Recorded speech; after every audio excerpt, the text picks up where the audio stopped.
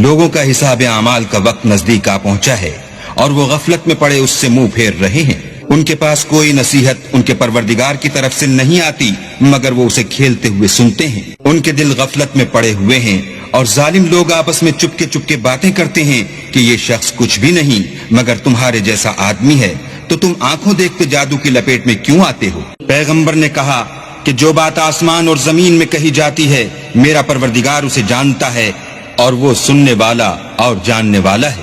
بلکہ ظالم کہنے لگے کہ یہ قرآن پریشان باتیں ہیں جو خواب میں دیکھ لی ہیں، نہیں بلکہ اس نے اس کو اپنی طرف سے بنا لیا ہے، نہیں بلکہ یہ شعر ہے جو اس شاعر کا نتیجہ تباہ ہے۔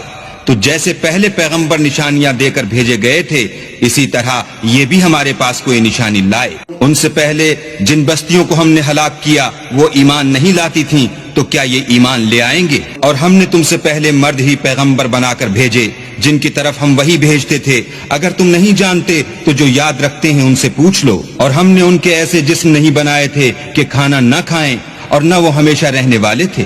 پھر ہم نے ان کے بارے میں اپنا وعدہ سچا کر دیا تو ان کو اور جس کو چاہا نجات دی اور حد سے نکل جانے والوں کو ہلاک کر دیا۔